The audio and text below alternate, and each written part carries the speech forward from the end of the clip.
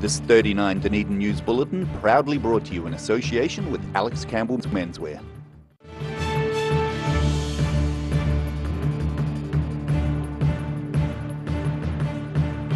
Tonight on 39 Dunedin News, City Hall considers a proposal that could improve safety for swimmers and surfers at St Clair Beach.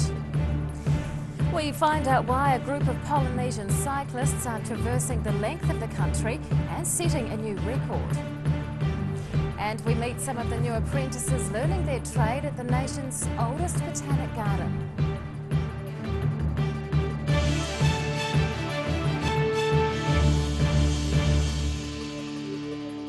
Good evening, Dunedin. I'm Rebecca Dupree. A local community group is leading a motion to make the city's main beach safer for residents. The St Clair Action Group is seeking approval from authorities to build a new access ramp for swimmers and surfers. It's part of a newly formed relationship that's got civic staff uniting. An accident waiting to happen. Big swells at St Clair Beach are prompting concerned residents to seek approval for the construction of a new access ramp. Members of the St Clair Action Group are hoping it'll increase safety for swimmers and surfers. We had a number of cases of boards being broken, shoulders, legs, all sorts of people being injured. So one of the options is to, next to the saltwater pool, develop some kind of approach that we can get in and out safely. The surf's not as violent at the saltwater pool end of the esplanade, where the ramp would be. It'd be made from thick rope and tyres, creating a 15 to 20 metre accessway. Group members are intending for the ramp to be a temporary measure until a permanent solution is found. The idea is to put a series of tyres in like a web that you can sort of wash up onto and scramble up, as opposed to at the moment what the locals do is they scramble up in that area by the saltwater pool, but they're big rocks, they're slippery, people still fall over and get hurt there. Severe storms last winter thrashed beach access and engulfed large parts of the sand dunes. The Dunedin City Council's plans for a short-term erosion protection will be delayed as more time is needed to find the right measures.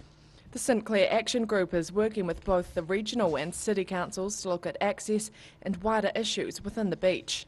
Some of the reports that have been written by DCC or commissioned by the DCC talk about $20 million that need to be spent on working on that whole area. So this is not a small infrastructural issue. So it needs to be taken into consideration in the long-term budgets, and I think they are taking it seriously. If the proposal for the tyre and rope ramp is accepted, work could begin within a few months. Annabelle Dick, 39 Dunedin News. The Dunedin City Council has reinstated a maintenance contract with a gang-related company.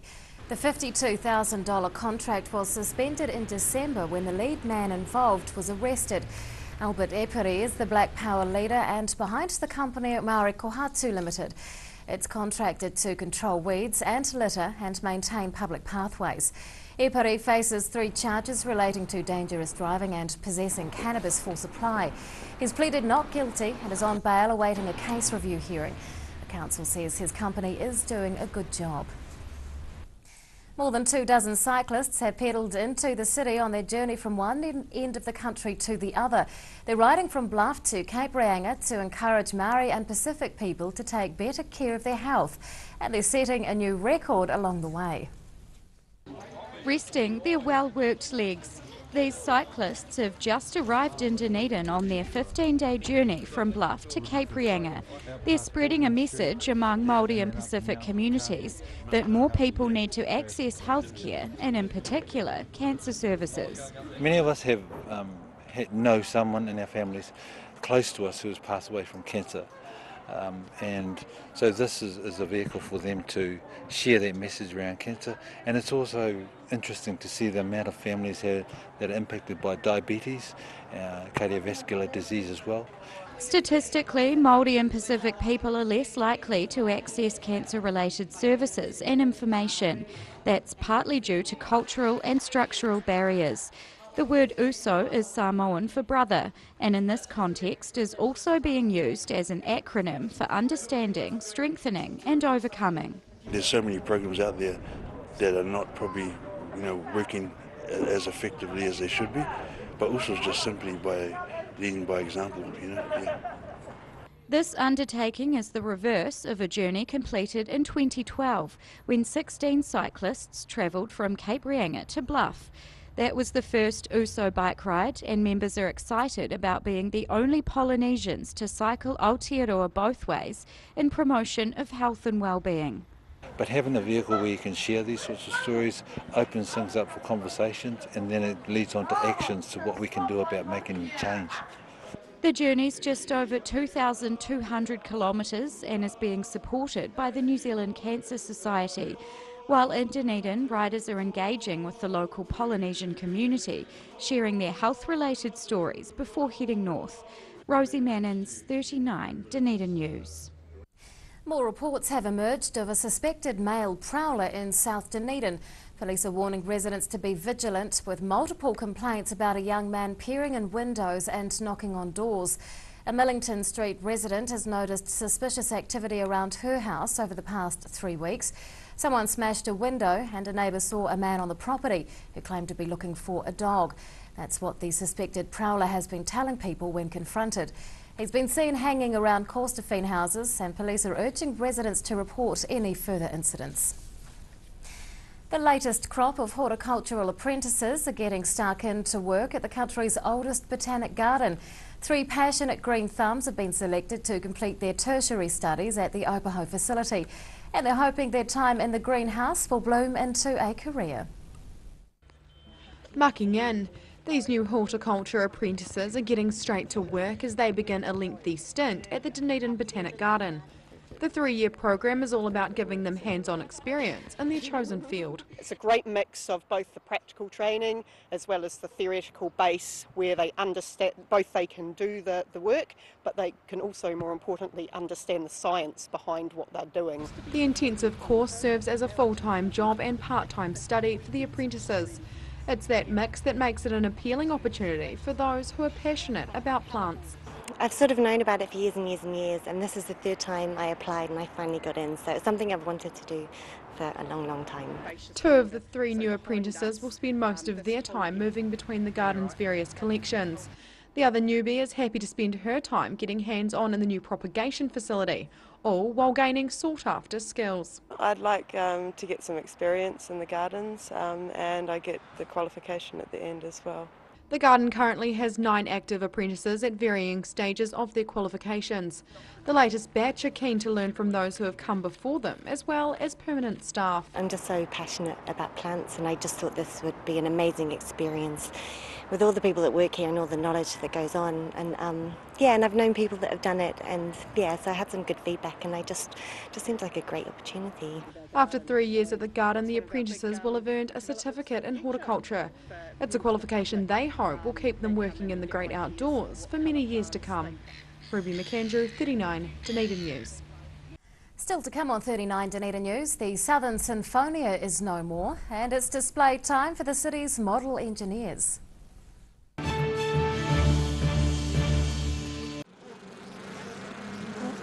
Well, bees are very fascinating creatures, and they constantly confound you about how little we really know about them. About 4 of every 5 mouthfuls of food you eat have input of bees somewhere in the food chain. I think they're fascinating. I can't think of a more interesting animal to work with. Bees are economically the most important insects in the world.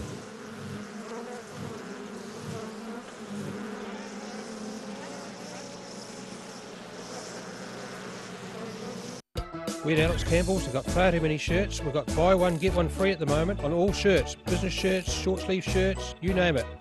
Buy one, get one free. Buy one, get one free. Buy one, get one free. Buy one, get one free. Every reason, every season, we're proud to dress the region.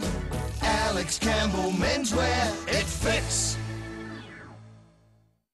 For professional, reliable and approachable service where your dream kitchen design can become an affordable reality, contact the team at Kitchens for Less. Call 455 9973 or visit us online.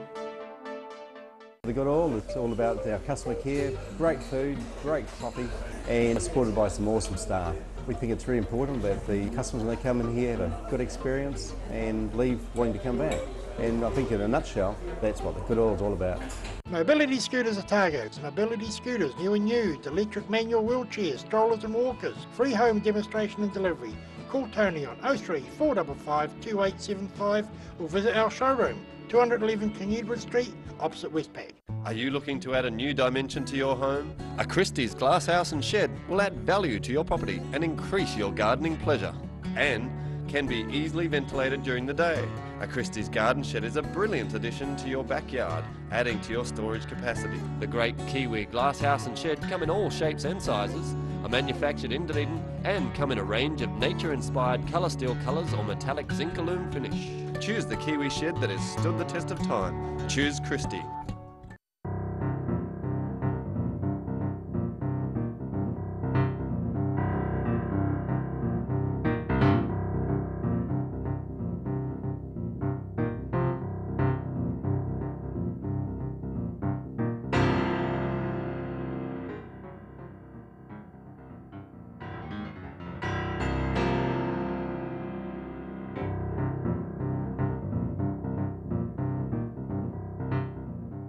Chiropractic care is a drug-free way of sorting out stress and pain by getting your spine in line with body and brain. At Mosgiel Chiropractic and Wellbeing, we provide family chiropractic care. Feel taller, lighter and brighter. Call Mosgiel Chiropractic and Wellbeing today, 484 7272.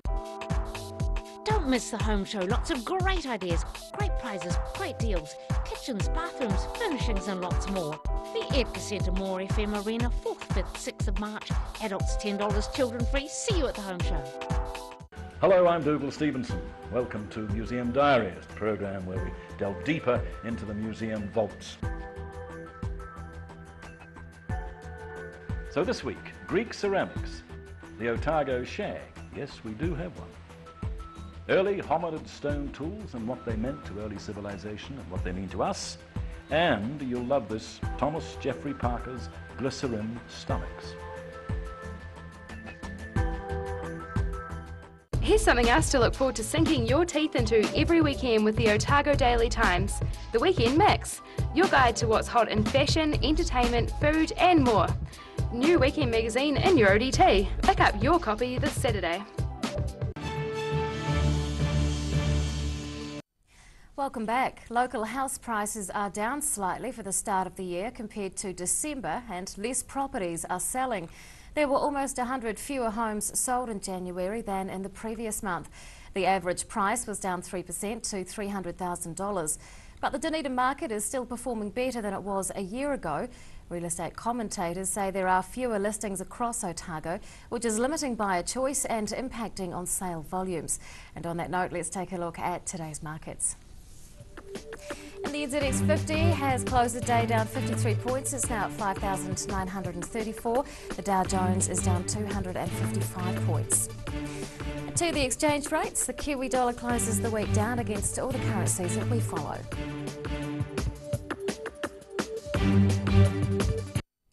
The Southern Sinfonia is no longer, with its name now changed to the Dunedin Symphony Orchestra.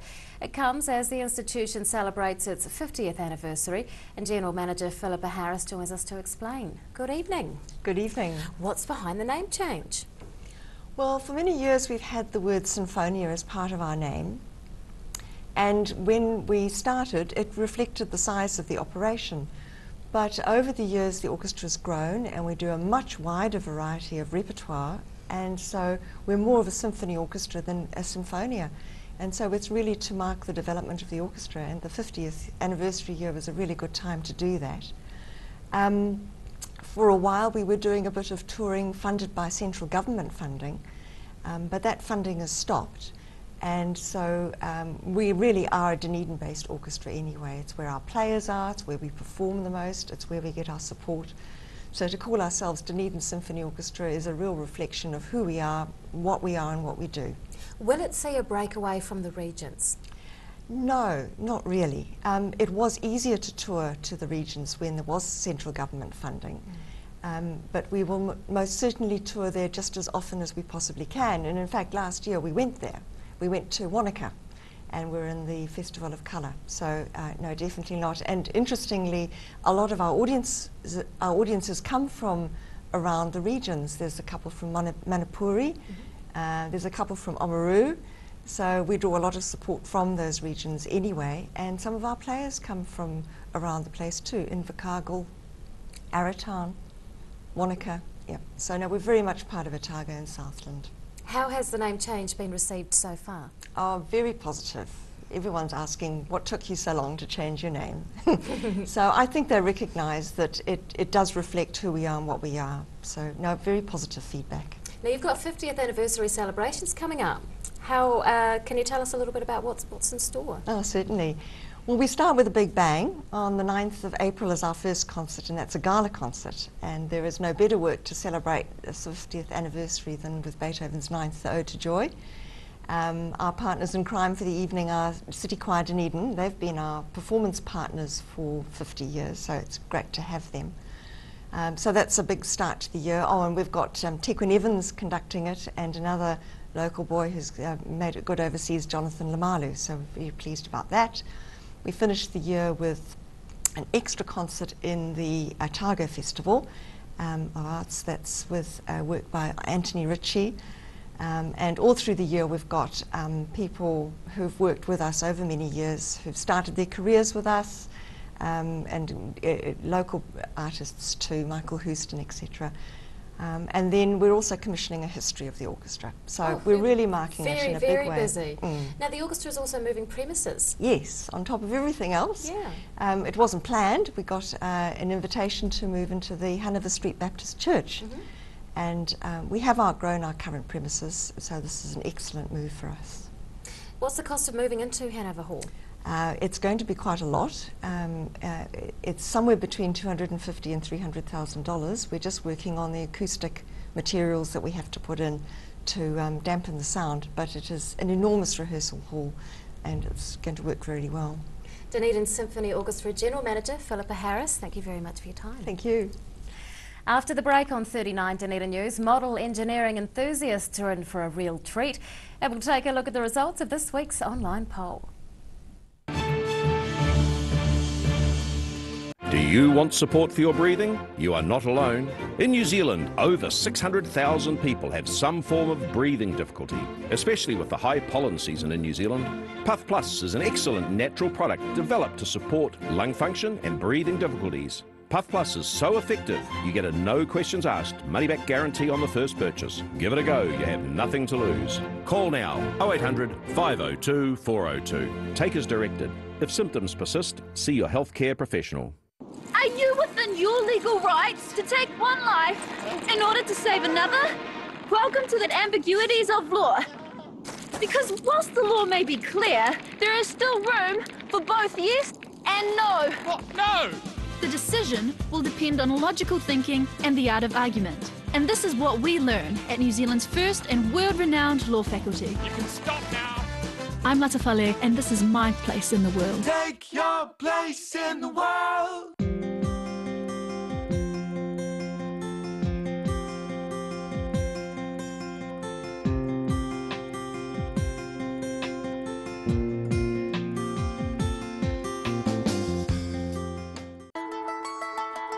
Bring some more joy into your world by adopting one of our adult animals at SPCA Otago. Call now on 473 8252.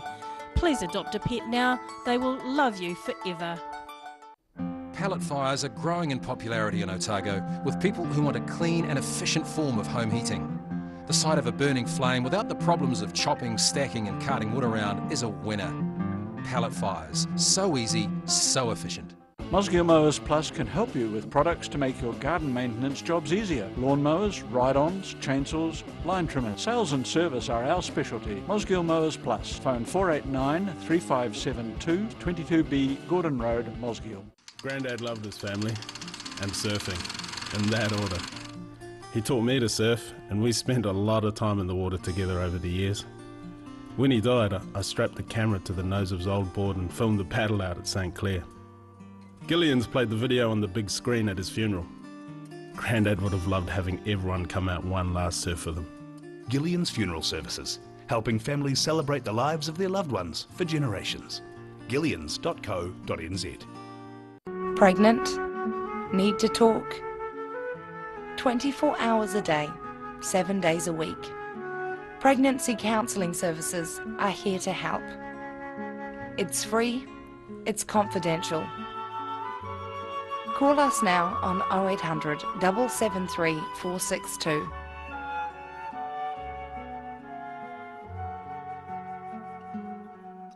Yes, Sonny Chin. Neck, shoulder, back, sciatica, pain specialists. Innovative tools specifically designed to contour your grooves of depletion and excess muscle build-up. Sonny Chin, it works. We at Alex Campbell's have got far too many shirts. We've got buy one, get one free at the moment on all shirts. Business shirts, short sleeve shirts, you name it. Buy one, get one free. Buy one, get one free. Buy one, get one free. Buy one, get one free. Every reason, every season, we're proud to dress the region. Alex Campbell Menswear, it fits.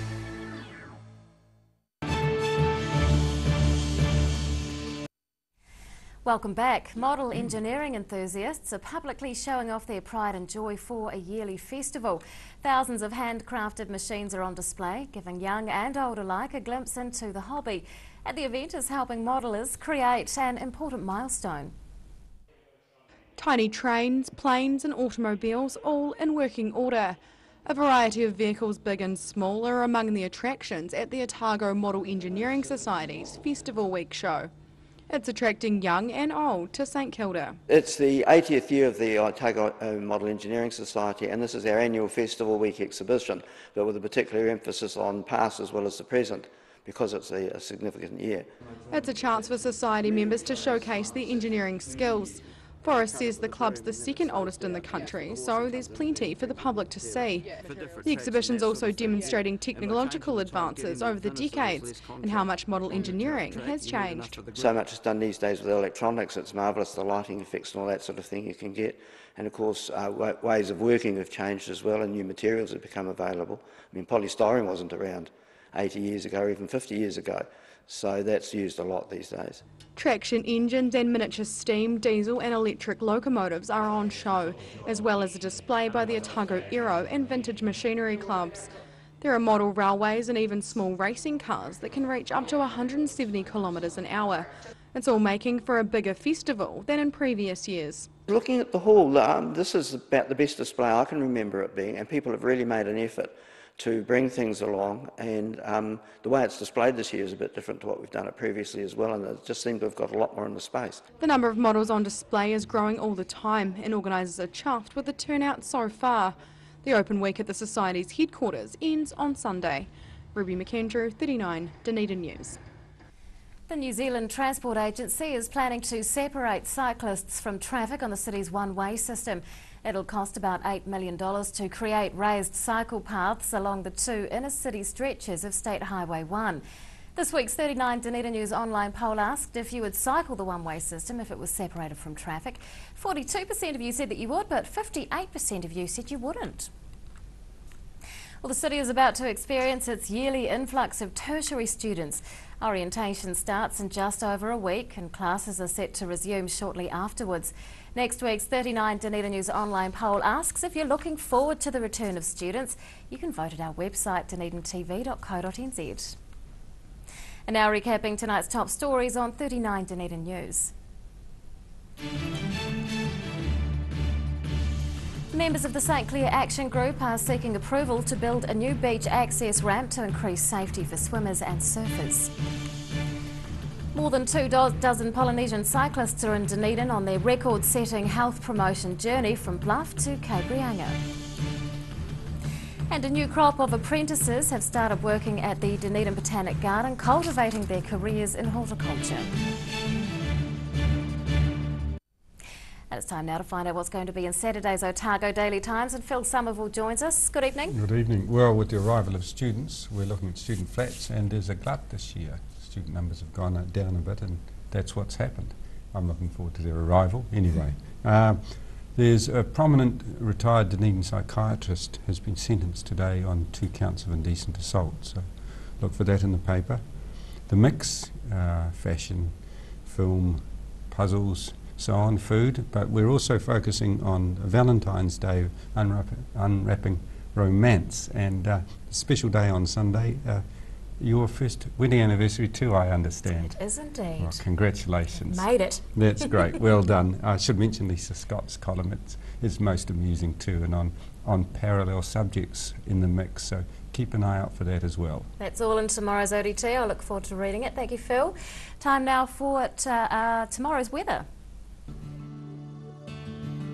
This weather update is proudly brought to you in association with Silverhorn's Puff Plus. Here is today's city view. It's taken of a new cabinet art in St Clair.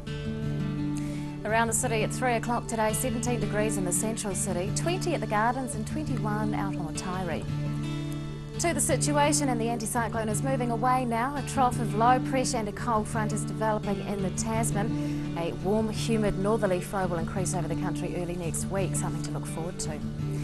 To the forecast for some of the main towns in the Lower South Island for tomorrow. A fine day for Invercargill, Gore, Te Anau and Alexandra, with 27 degrees there. Also fine for Queenstown, Wanaka and Twizel. Afternoon nor'easters join the mix for Oamaru with a high of 23. And Dunedin tonight remaining fine with a low of 11. Tomorrow and Sunday mostly fine and sunny. Nor'easters 22 degrees for Saturday and 24 for Sunday. Take your pick for washing day. And to the Otago Pallet Fires tidal and fishing information. High tide tomorrow morning is at 26 past 8. Low tide on Sunday afternoon is at 20 past 4. And fishing conditions are a write-off for the weekend. And that's all from the team here at 39 Dunedin News for this week. We will leave you now with some shots from the week that was, and we'll see you again on Monday. Good night.